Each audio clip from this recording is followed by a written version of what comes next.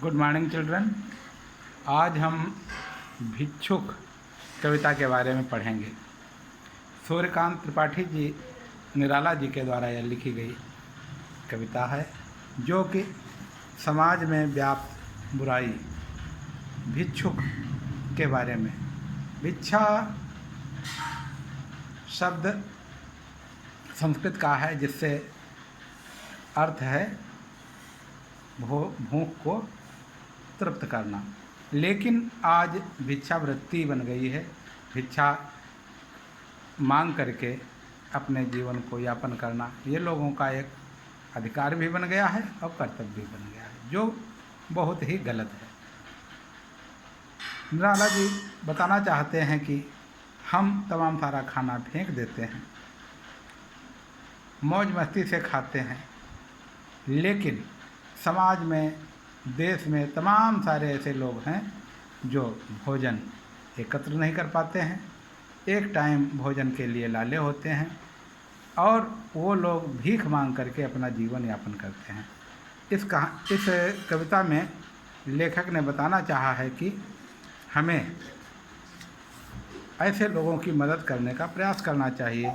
उनकी भूख को मिटाने के लिए हमें अपना कुछ अंश दान करना चाहिए।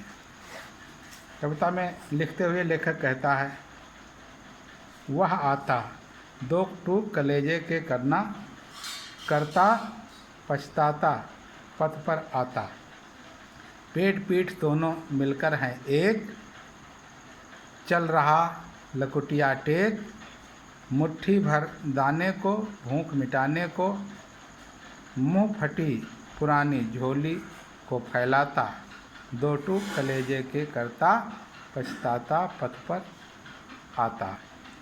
इस काव्यखंड के माध्यम से लेखक ने भिक्षुक की दीन दशा का वर्णन किया है कि देखिए, कहते हैं जहाँ न जाए रवि वहाँ जाए कवि, यानी कि कवि की कल्पना किस प्रकार से यथार्थ को चित्रित करती है, ये इसमें दिखाया गया है। लेखक कहता है कि भिक्षुक जब भीख मांगने के लिए रास्ते पर आता है तो उसकी क्या स्थिति होती है। शरीर तो उसका अस्थिपंजर मात्र होता है, शरीर में उसके मांस नहीं होता, क्योंकि उसको इतना भोजन ही नहीं मिलता है। इसलिए बीमार, दुबला, पतला, एक लाठी लकुटिया यानी लाठी लकड़ी के सहारे धीरे धीरे चलता हुआ आता है। उसको देखो तो उसका पेट और पीठ एक में मिले हुए हैं, यानी कि उसके पेट में जब खाना खाने को मिलता ही नहीं है पर्याप्त, तो पेट कहाँ से होगा, यानी पेट पीठ बिल्कुल एक में मिले हुए हैं। और लकुटिया यानी कि लाठी लकड़ी को टेकता हुआ आता है। मुट्ठी भर दाना मांगता है।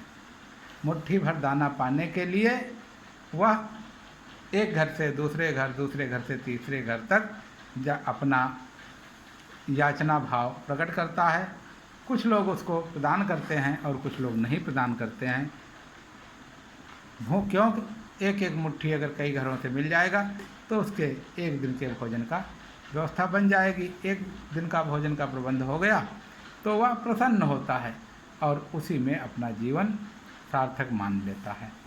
कवि यहाँ पे बताना चाहता है कि उसकी जो झोली है वो कैसी है, उसका मुंह फटा हुआ है, यानी कि उसके पास में अच्छी व्यवस्था नहीं है। जैसे हमारा बैग या कुछ फट जाता कपड़ा है तो हम तुरंत उसको फेंक देते, नया ले लेते हैं, लेकिन उसके पास में ऐसे संसाधन नहीं है। वह अगर कपड़ा फट गया तो उसको थोड़ा थोड़ा सिलता है और फिर कई बार उसको सिल करके उसी से काम चलाता है। फटे पुराने कपड़ों से ही उसका काम चलता है। इस प्रकार से लेखक कवि निराला जी ने ये बताना चाहा है कि इतनी दयनीय स्थिति में भी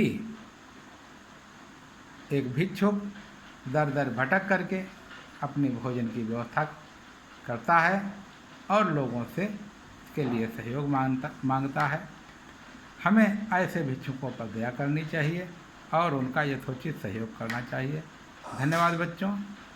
नेक्स्ट फिर